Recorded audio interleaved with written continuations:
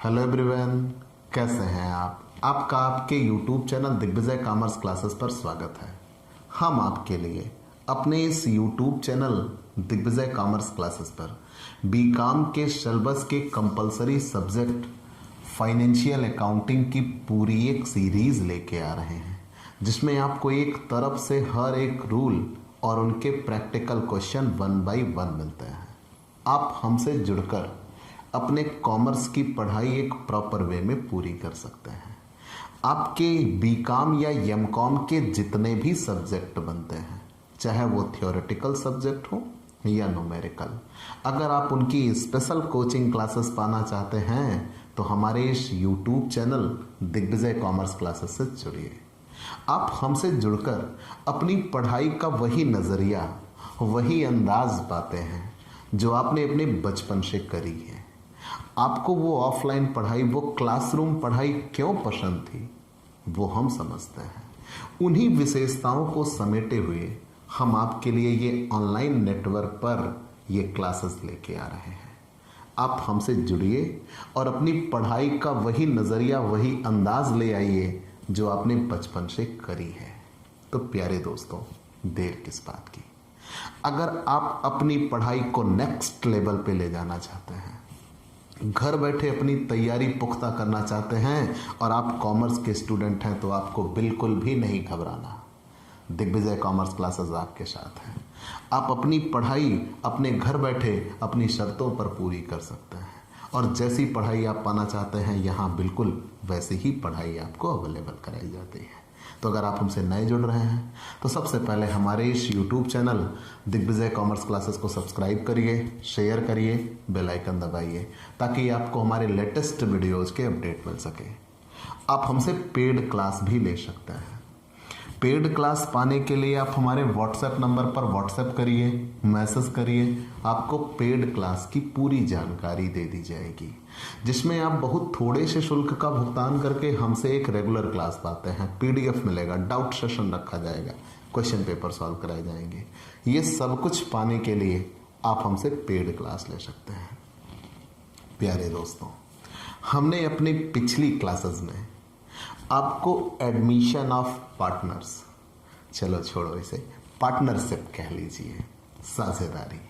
हाँ जी, साझेदारी कई टुकड़ों में बटी हुई है। पहले तो बेसिक रूल्स पार्टनरशिप के, फिर एडमिशन ऑफ पार्टनर, फिर रिटायरमेंट और डेथ ऑफ पार्टनर, फिर इंसॉल्वेंट ऑफ पार्टनर, फिर डिसोल्यूशन पे हम आएंगे। तो हमने आपको पिछली क्लासेस के जरिए एडमिशन ऑफ पार्टनर पूरा क्लियर कर दिया था और एग्ज़ाम के नज़रिए से, हाँ, बीकॉम पार्ट 2 फाइनेंशियल अकाउंटिंग, वहाँ तो ये मिलना ही मिलना है। कई यूनिवर्सिटीज़ में बीकॉम पार्ट 1 फाइनेंशियल अकाउंटिंग में मिल जाएगा। और 12th के एग्ज़ाम अगर आपके नज़दीक हैं, चाहे आप सीबीएसई बोर्ड के हों, आईसीएसई बोर्ड के हों या यूपी बोर्ड के हों, तो आप किसी भी बोर्ड से प्रेफर करते हैं, 12th अकाउंट्स आप पढ़ते हैं, तो वहाँ आपको रिटायरमेंट ऑफ पार्टनर ज़रूर से ज़रूर एग्ज़ाम में मिलेगा और 10 नंबर के क्वेश्चन मिलेगा 12th में। और ग्रेजुएशन में तो इससे क्वेश्चन बनना ही बनना है। तो हम आपके लिए रिटायरमेंट ऑफ पार्टनर और डेथ ऑफ पार्टनर, हमने डेथ नहीं लिखा, लेकिन जानते रहिए साझेदार का अवकाश ग्रहण या मृत्यु पाठ की पूरी एक सीरीज लेके आ रहे हैं। तो चलिए पहले इसके बारे में हम एक साधारण सी चर्चा आपसे करते हैं कि आखिर ये रिटायरमेंट ऑफ पार्टनर होता क्या है, होता क्यों है, और जब ये होगा तो होगा क्या। मैंने क्या कहा, ये रिटायरमेंट ऑफ पार्टनर होता क्या है, होता क्यों है, और अगर ये हो ही गया तो परिणाम क्या होगा। हम इन सारे प्रश्नों के जवाब ढूंढते हैं। तो सबसे पहली चीज़ तो ये कि जिस प्रकार कोई साझेदारी फर्म में साझेदार प्रवेश कर सकता है, बिल्कुल उसी प्रकार कोई साझेदार साझेदारी फर्म को छोड़कर जा भी सकता है।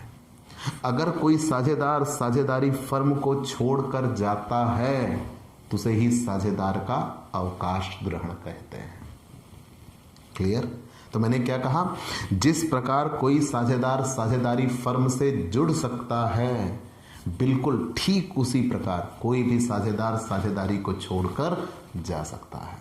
और अगर कोई साझेदार साझेदारी को छोड़कर जाता है, अवकाश ग्रहण करता है, ठीक, याद रखिएगा।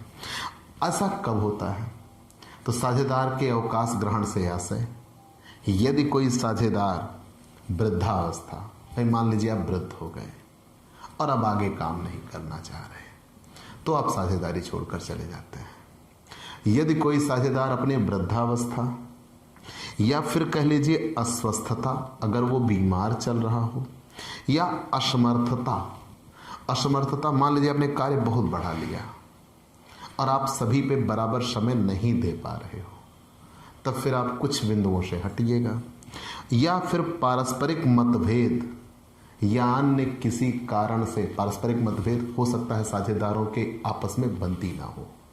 याद करिएगा, जब शुरू में हम कुछ लोग एक समान उद्देश्य से आते हैं तो हमें आपसी बातें बहुत पसंद आती हैं, बहुत अच्छे विचारों के साथ हम इकट्ठा होते हैं। लेकिन जैसे जैसे वक्त गुजरता है ना, कुछ कड़वाहट बननी शुरू होती है और प्रत्येक साझेदारी का अंत होता ही होता है। ये सत्य रहा है। और अगर ये सत्य रहा है तो अब पारस्परिक मतभेद भी एक कारण बनता है साझेदारी से अलग होने का। तो मैंने क्या कहा कि यदि कोई साझेदार असमर्थता, अस्वस्थता या कह लीजिए वृद्धावस्था, पारस्परिक मतभेद या अन्य किसी कारण से अगर साझेदारी को छोड़कर जाता है तो उसे ही अवकाश ग्रहण कहते हैं, या साझेदार की मृत्यु हो जाती है।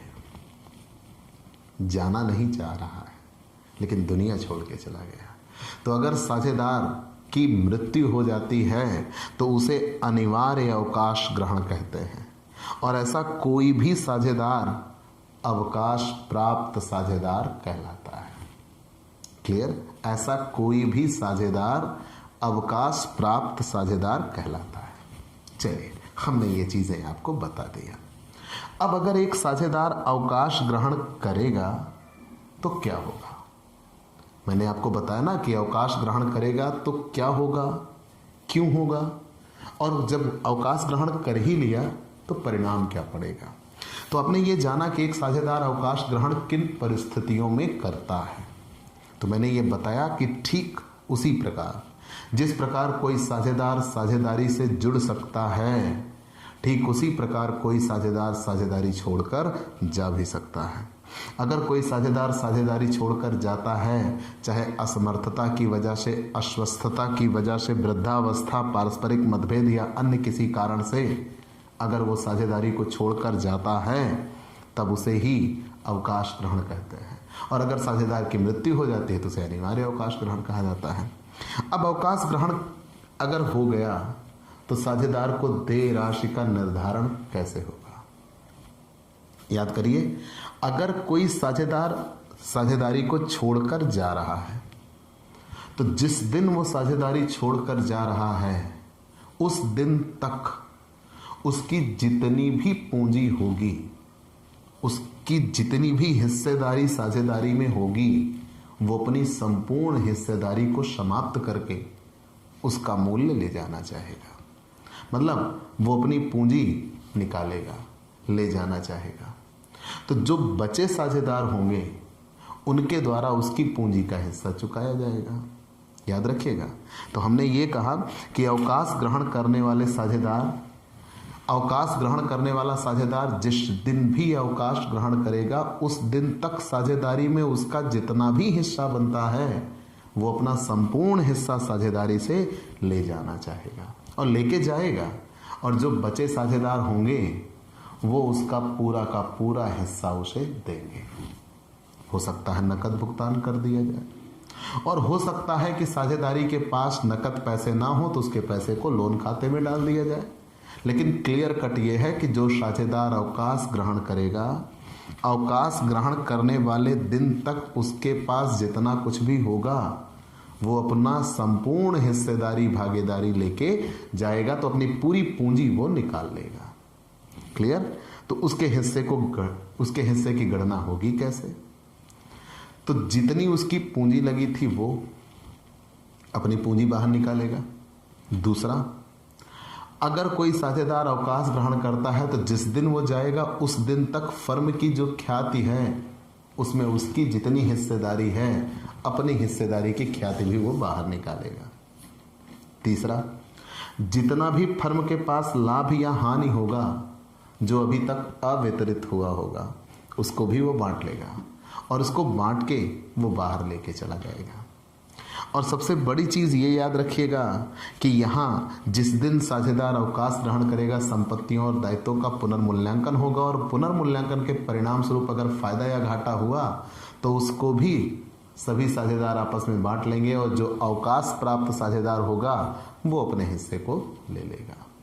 क्लियर? तो हमने ये कहा कि जिस दिन एक साझेदार अवकाश प्राप्त करता है उस दिन तक उसकी जितनी भी पूंजी या हिस्सेदारी होती है वो पूरा पैसा अपना अलग करेगा और बाहर निकाल लेगा। उसकी हिस्सेदारी या भागीदारी की गणना होगी कैसे? तो हमने सबसे पहले बताया कि उसकी कितनी पूंजी है, प्लस अगर पूरे फर्म की गुडविल है तो उसमें जितनी उसकी हिस्सेदारी या भागीदारी बनती अपनी भागीदारी वो बाहर निकालेगा। अगर फर्म के पास अवितरित लाभ हैं तो उनको बांटेगा, उससे उसकी पूंजी बढ़ेगी। अवितरित हानि है तो उसको बांटेगा, उससे उसकी पूंजी घटेगी। और याद रखिएगा, जिस दिन कोई साझेदार अवकाश ग्रहण करेगा संपत्तियों और दायित्वों का पुनर्मूल्यांकन होगा और पुनर्मूल्यांकन के परिणाम स्वरूप अगर फायदा होता है तो उसकी पूंजी बढ़ जाएगी, अगर घाटा होता है तो उसकी पूंजी घट जाएगी और उसको वो बाहर निकाल लेगा। याद रखिएगा।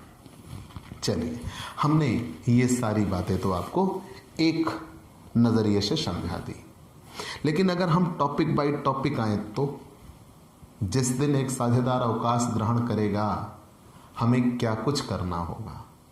तो सबसे पहली चीज़, नए लाभ हानि विभाजन अनुपात की गणना करनी होगी। एक चीज़, नए लाभ हानि विभाजन अनुपात की गणना करनी होगी। दूसरा, लाभ प्राप्ति अनुपात की गणना करनी होगी। तीसरा, ख्याति का समायोजन और उसका लेखा करना होगा। याद रखिएगा, ये चीज़ें हम सब प्रवेश में आपको पढ़ा चुके हैं कि जिस दिन एक साझेदार प्रवेश करता था वहाँ नया लाभ हानि अनुपात निकालते थे, तो यहाँ जिस दिन कोई साझेदार अवकाश ग्रहण करेगा नया लाभ हानि अनुपात निकालेंगे। बस वहाँ त्याग अनुपात निकालते थे, यहाँ लाभ प्राप्ति अनुपात निकालेंगे।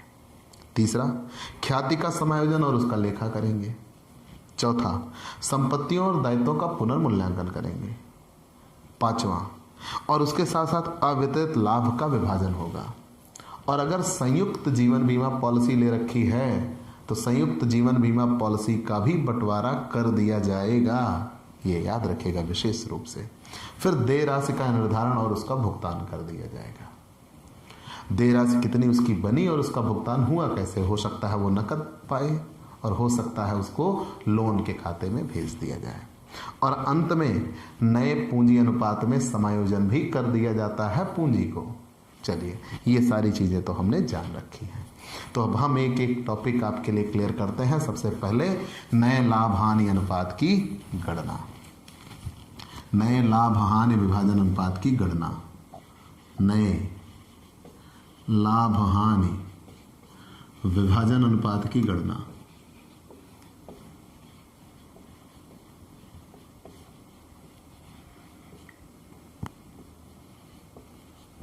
ठीक, नए लाभ हानि विभाजन अनुपात की गणना। चलिए, तो ये नया लाभ हानि विभाजन अनुपात की गणना होती क्या है? याद रखिएगा, जब एक साझेदार साझेदारी में प्रवेश करता था तो विद्यमान सभी साझेदारों की सहमति की आवश्यकता थी। अगर विद्यमान साझेदार सहमत होते थे तभी एक नया साझेदार प्रवेश कर सकता था। लेकिन यहाँ तो कोई भी साझेदार अवकाश ग्रहण करना चाहता है तो जा सकता है। लेकिन अगर कोई साझेदार अवकाश ग्रहण करता है तो उसके चले जाने से जो बचे साझेदार होते हैं उनका हिस्सा बढ़ जाता है, क्योंकि अब एक साझेदार जब चला जाएगा तो वो अपनी हिस्सेदारी समाप्त करेगा, और जब वो अपनी हिस्सेदारी समाप्त करेगा तब उसकी हिस्सेदारी का भी हिस्सा जो बचे साझेदार होंगे उनको मिलने लगेगा। ठीक, उस दिन तक जो जितनी उसकी पूंजी बनेगी वो पूंजी अपनी बाहर ले जाएगा, वो अलग बात है।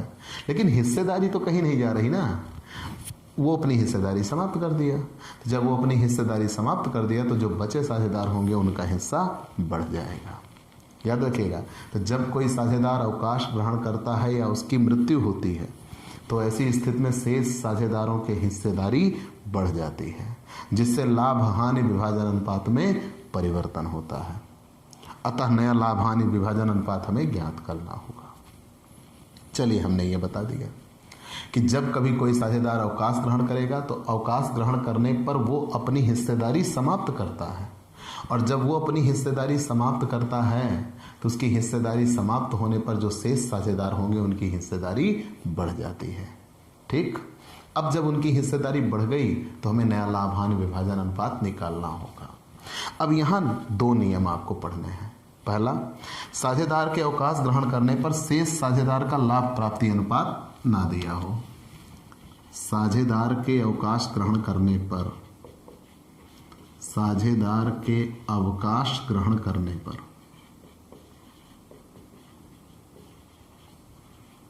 साझेदार के अवकाश ग्रहण करने पर शेष, साझेदार के अवकाश ग्रहण करने पर शेष साझेदार, शेष साझेदारों का, शेष साझेदारों का लाभ, शेष साझेदारों का लाभ प्राप्ति अनुपात ना दिया हो, लाभ प्राप्ति अनुपात ना दिया हो, लाभ प्राप्ति अनुपात ना दिया हो। ठीक, तो हमने यहां नियम जाना। पहला नियम, हम नए लाभ हानि विभाजन अनुपात की गणना कर रहे हैं। साझेदार के अवकाश ग्रहण करने पर शेष साझेदारों का लाभ प्राप्ति अनुपात ना दिया हो। तो जब साझेदार के अवकाश ग्रहण करने पर शेष साझेदारों का लाभ प्राप्ति अनुपात ना दिया हो तब कैसे? तो यहाँ विशेष रूप से याद रखिएगा कि जैसे कोई 3 साझेदार थे और उनमें से कोई एक साझेदार अवकाश ग्रहण कर रहा होगा, तो जब कोई एक साझेदार अवकाश ग्रहण कर रहा होगा तो उसके चले जाने के बाद जो बचे साझेदार हैं उसके हिस्से का कितना हिस्सा पाएंगे, ये प्रश्न में नहीं दिया होगा। तो जब ये प्रश्न में नहीं दिया होगा तो नया लाभ हानि विभाजन अनुपात क्या होगा?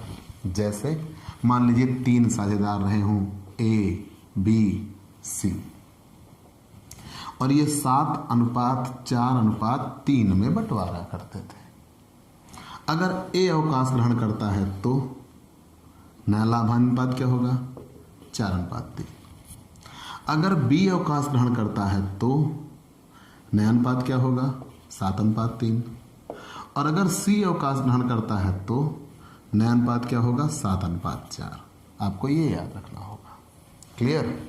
ये विशेष रूप से याद रखिएगा कि अगर कोई साझेदार अवकाश ग्रहण करता है तो उसके हिस्से को खत्म कर देंगे, बाकी शेष साझेदार पुराने अनुपात में बांटते रहेंगे। क्लियर? तो पहले 7, 4, 11, 3, 14 हिस्से लगते थे। अब अगर मान लीजिए बी ने अपनी हिस्सेदारी खत्म कर दी तो अब इनका 4 हिस्सा खत्म, कहेंगे भैया आओ पुराने हिस्से में बांटते हैं, 7 हिस्सा इनका, 3 हिस्सा इनका।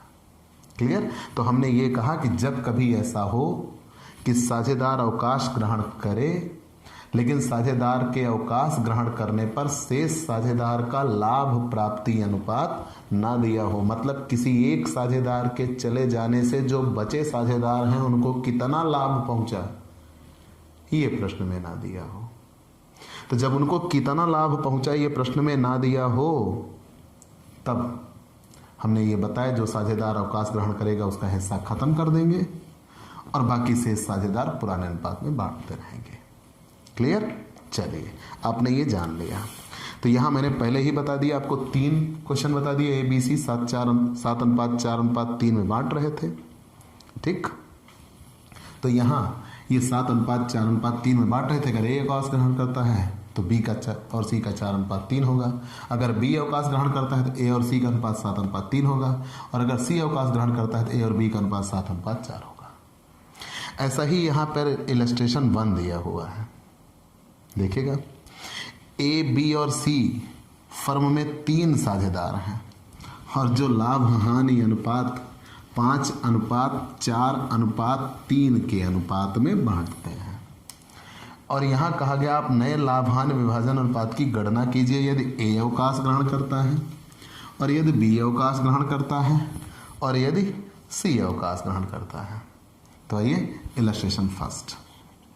तो इलस्ट्रेशन फर्स्ट में कहा गया ए बी सी 3 साझेदार और ये 5:4:3 में लाभ हानि को बांट रहे थे। ठीक, और हमें 3 बार क्वेश्चन सॉल्व करना है। अगर यहाँ ए अवकाश ग्रहण कर रहा है तो बी और सी का लाभ हानि अनुपात क्या होगा? 4:3, एक आंसर। अगर मान लीजिए बी अवकाश ग्रहण करता है तो बी का हिस्सा खत्म कर दो, तब ए और सी का अनुपात कितना होगा? 5:3। अगर मान लीजिए सी अवकाश ग्रहण करता है तो सी का हिस्सा खत्म कर दीजिए, तब ए और बी का अनुपात कितना होगा? 5:4। मतलब आपको कितने तरीके से सॉल्व करना है? 3 आंसर। क्लियर? आगे बढ़ जाते हैं। अब मान लीजिए दूसरा नियम, यदि साझेदार के अवकाश ग्रहण करने पर साझेदार का हिस्सा शेष साझेदार को एक विशेष अनुपात में प्राप्त होता हो तब क्या होगा? तो हमने कहा साझेदार के अवकाश ग्रहण करने पर शेष साझेदार को एक विशेष अनुपात में हिस्सा प्राप्त हो तब क्या होगा? ठीक, साझेदार के अवकाश ग्रहण करने पर शेष साझेदार को एक विशेष अनुपात में हिस्सा प्राप्त हो। ठीक, तो नियम यह है कि साझेदार के अवकाश ग्रहण करने पर शेष साझेदारों को एक विशेष अनुपात में हिस्सा प्राप्त हो, एक विशेष अनुपात में हिस्सा प्राप्त हो, एक विशेष अनुपात में हिस्सा प्राप्त हो। मतलब ये दूसरा रूल है और मोस्ट इंपॉर्टेंट रूल। यहां यह होता है कि जब कोई साझेदार जाएगा तो उस साझेदार के चले जाने से उसके हिस्से को जो बचे साझेदार होंगे वो कितना पाएंगे, यहां प्रश्न में दिया होगा। मतलब एक साझेदार के जाने से जो बचे साझेदार होंगे उनको कितना लाभ पहुंचा, प्रश्न में ये जब दिया हो तब आप कैसे निकालिएगा। तो क्लियर कट ये कहा गया यदि शेष साझेदार अवकाश ग्रहण करने वाले साझेदार का हिस्सा एक विशेष अनुपात में प्राप्त करते हैं तब क्या होगा? तब सीधी सी बात है, जो उनका पुराना हिस्सा बनता था वो तो रहेगा, प्लस उस साझेदार के अवकाश ग्रहण करने पर जितनी उनकी हिस्सेदारी बढ़ रही है वो हिस्सेदारी उसमें क्या की जाएगी? जोड़ दी जाएगी। तो उनका नया लाभ हानि अनुपात निकल के आ जाएगा। ठीक, हमने क्या कहा? पहले उनका हम पुराना हिस्सा तो स्पष्ट करते ही हैं। जब उनका पुराना हिस्सा स्पष्ट हो जाता है, पुराने हिस्से में जो उस साझेदार के चले जाने से उनकी भागीदारी बढ़ रही है, हिस्सेदारी बढ़ रही है, उसको भी उसमें क्या किया जाएगा? जोड़ दिया जाएगा। तो जब जोड़ दिया जाएगा तो उनका वर्तमान हिस्सा कितना पहुंच जाएगा, उसके आधार पर नया लाभ हानि अनुपात निकाल लेते हैं। ठीक, चलिए इलस्ट्रेशन 2, उदाहरण 2 कैसे देखेगा। यहां यह कहा गया कि ए बी तथा सी, याद रखिएगा ए बी तथा सी 1/2, 3/10 और 2/10 के अनुपात में क्रमशः साझेदार थे। बहुत बढ़िया प्रश्न है। ए बी सी 1/2, 3/10 और 2/10 के अनुपात में क्रमशः साझेदार हैं। बी अवकाश ग्रहण करता है और उसका भाग ए और सी ने 2:1 के अनुपात में ले लिया। नए लाभानुपात की गणना कीजिए। ठीक, तो यहां यह कहा गया कि ए बी और सी 3 साझेदार थे। 1/2, 3/10 और 2/10 के अनुपात में क्रमशः 1/2, 3/10 और 2/10 के अनुपात में क्रमशः साझेदार हैं। बी अवकाश ग्रहण करता है और उसका भाग ए और सी ने 2:1 के अनुपात में ले लिया। नए लाभ हानि अनुपात की गणना करनी है। ठीक, तो आइए हम सिखाते हैं आपको नया लाभ हानि अनुपात कैसे निकाला जाएगा।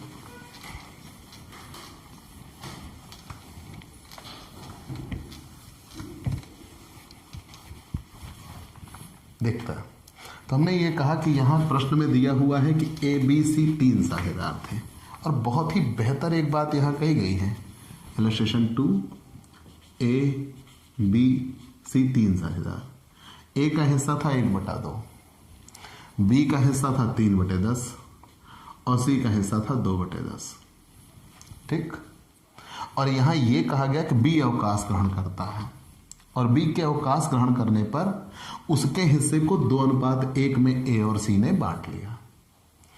तो भाई यहाँ बंटवारा कैसे होगा? नहीं हो सकता। याद रखिएगा, जब तक हर बराबर नहीं हो जाते तब तक कोई बंटवारा नहीं, कुछ भी नहीं होगा। पहला काम हर बराबर करते हैं, अंश हर, पहले हर बराबर होता है। ठीक। तो जब हर बराबर करेंगे तो पहले एलसीएम निकालते हैं, 10। 2 से 10 में भाग करिएगा तो कितना आएगा? 5। और 5 से 1 में गुणा करिएगा तो 5। फिर इधर कितना होगा? 10 से 10 में भाग करिएगा तो कितना आएगा? 1। और 3 में गुणा करिएगा तो कितना आएगा? 3। 10 से 10 में भाग करिएगा तो कितना आएगा? 1। 1 से 2 में गुणा करिएगा तो 2। मतलब सही मायने में अनुपात था 5/10, 3/10, 2/10। ठीक। ये क्वेश्चन छिपाने का तरीका था कि 1/2 लिख दिया गया था। चलिए, अब हमने क्वेश्चन को उसके वास्तविक रूप में ला दिया।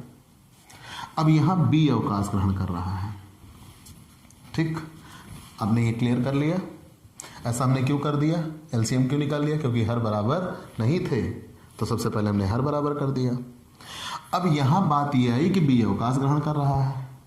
जब बी अवकाश ग्रहण कर रहा है तो उसका 2:1 में बंटवारा हो रहा है। मतलब 2/3 हिस्सा कौन ले रहा है? ए। और 1/3 हिस्सा कौन पा जाएगा? सी। लेकिन उसके हिस्से का हिस्सा मिलेगा ना, तो ए को कितना मिलेगा? तो बी का कुल हिस्सा कितना था? 3/10। तो बी के कुल हिस्से का 2/3 कौन पा जाएगा? ए। और बी के कुल हिस्से का 1/3 कौन पा जाएगा? सी। तो बी का हिस्सा था 3/10, तो 3/10 का 2/3 मतलब 6/30 कौन पा जाएगा? ए। और ये ए को मिल जाएगा, ए को। और यहां सी को कितना मिलेगा? 3/10 का 1/3 मतलब 3/30 किसको मिल जाएगा?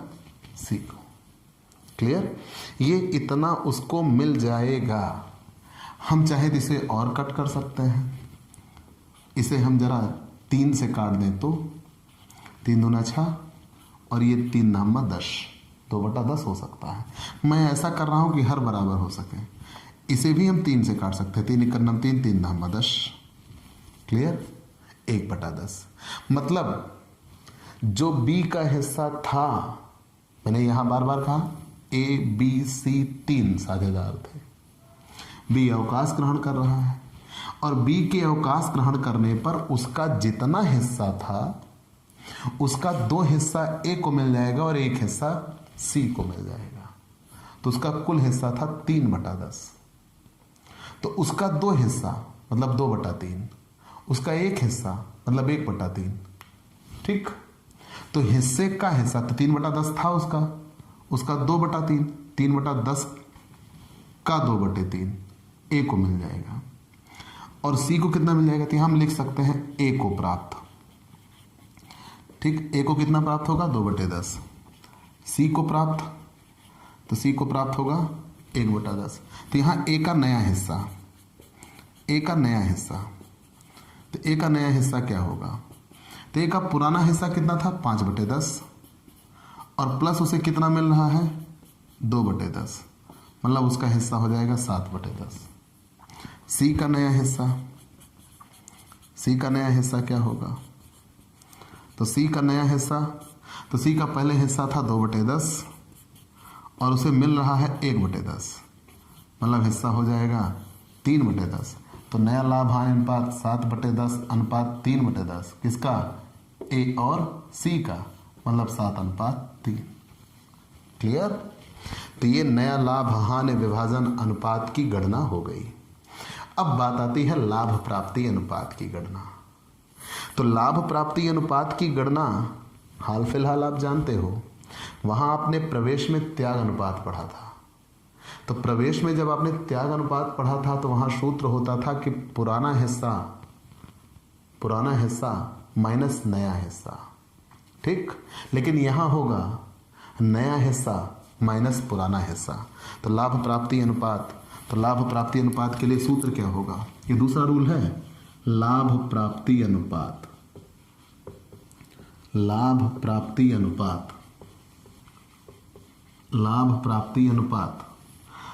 प्राप्ति अनुपात के लिए रूल क्या बनेगा? तो लाभ प्राप्ति अनुपात या गेनिंग रेशियो इसे कहते हैं। क्या कहते हैं? Gaining ratio. तो गेनिंग रेशियो बराबर सूत्र होगा new ratio minus old ratio. New ratio minus old ratio. और दूसरी बात ये भी दो तरीकों से निकलता है। तो यहां पहले तो पुराना अनुपात दिया हो और नया लाभ हानि अनुपात ना दिया हो, तब क्या करिएगा? ठीक, पहले हम इसे मिटा देते हैं, आप स्क्रीनशॉट ले लीजिएगा। तो लाभ प्राप्ति अनुपात जान लिया आपने। लाभ प्राप्ति अनुपात, तो हमने ये कहा कि जब कभी ऐसा हो तो नया लाभ हानि अनुपात निकालना हमने सीख लिया।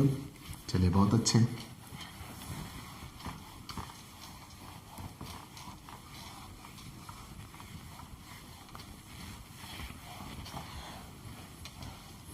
अब पहले ये रूल समझिए कि जब कभी ऐसा हो कि एक साझेदार अवकाश ग्रहण करता है तो उसके चले जाने से जो बचे साझेदार होंगे उनका हिस्सा बढ़ जाता है। तो नई फर्म के लाभ कम साझेदारों में बांटे जाएंगे। जब एक साझेदार अवकाश ग्रहण करता है या उसकी मृत्यु हो जाती है तो नई साझेदारी फर्म का जो लाभ होगा वो कम साझेदारों में बांटा जाएगा। इससे उनका अनुपात बढ़ेगा, उनको लाभ प्राप्ति होती है। तो हमें लाभ प्राप्ति अनुपात निकालना होता है। तो लाभ प्राप्ति अनुपात का सूत्र होगा new ratio minus old ratio. और यहाँ पहला नियम यह कहता है कि यदि प्रश्न में साझेदार के अवकाश ग्रहण करने के बाद शेष साझेदारों के लाभ हानि अनुपात विभाजन नहीं दिए हुए हो, तब आप क्या करिएगा? यदि अवकाश ग्रहण करने के बाद नया लाभ हानि विभाजन अनुपात ना दिया हो, नया लाभ हानि विभाजन अनुपात ना दिया हो, नया लाभ हानि विभाजन अनुपात ना दिया हो, तो अगर नया लाभ हानि विभाजन अनुपात ना दिया हो, जैसे ए बी सी 3 साझेदार थे, 5:4:3 में बंटवारा कर रहे थे। ए अवकाश ग्रहण करता है, तो ए के अवकाश ग्रहण करने के बाद लाभ हानि विभाजन अनुपात, लाभ प्राप्ति अनुपात भी कितना होगा? 4:3। जो लाभ हानि विभाजन अनुपात होगा वही लाभ प्राप्ति अनुपात भी होगा। क्लियर? याद रखिएगा। और अगर बी अवकाश ग्रहण करता है तो 5:3, और अगर सी अवकाश ग्रहण करता है तो 5:4। खत्म, एक नियम। और अगर नया लाभ हानि विभाजन अनुपात दिया हो तब वो सूत्र लगाएंगे, गेनिंग रेशियो बराबर new ratio minus old ratio. तो आप उसके लिए एक प्रैक्टिकल क्वेश्चन सॉल्व करिएगा, इलस्ट्रेशन 4th, और फिर हम उसके लिए आपको रूल बताना शुरू कर देंगे। ख्याति का समायोजन नहीं लगा पाएगा तो हम कल आपको क्लियर कर देंगे। हाल फिलहाल आप जरूर क्लियर कर सकते हैं, ये हमारा आत्मविश्वास है। तो प्यारे दोस्तों, आपको ये क्लास कैसी लगी हमें ज़रूर बताइएगा। आपके लाइक और कमेंट का इंतज़ार रहेगा। आप हमसे पेड क्लास भी ले सकते हैं, और पेड क्लास पाने के लिए आप हमारे व्हाट्सएप नंबर पर व्हाट्सएप करिए, मैसेज करिए, आपको पेड क्लास की पूरी जानकारी दे दी जाएगी, जिसमें आप बहुत थोड़े से शुल्क का भुगतान करके हमसे एक रेगुलर क्लास पाते हैं। PDF मिलेगा, डाउट सेशन रखा जाएगा, क्वेश्चन पेपर सॉल्व कराए जाएंगे। तो ये सब कुछ पाने के लिए आप हमसे पेड क्लास ले सकते हैं। और स्पेशली अगर आप हमसे नए जुड़े हैं तो सबसे पहले हमारे इस YouTube channel Digvijay commerce classes को सब्सक्राइब करिए, शेयर करिए, बेल आइकन दबाइए, ताकि आपको हमारे लेटेस्ट वीडियोज़ के अपडेट मिल सकें। तो आज की क्लास में इतना ही। अगले दिन नए टॉपिक के साथ फिर से मुलाकात होगी। चलते हैं दोस्तों, बाय बाय दोस्तों।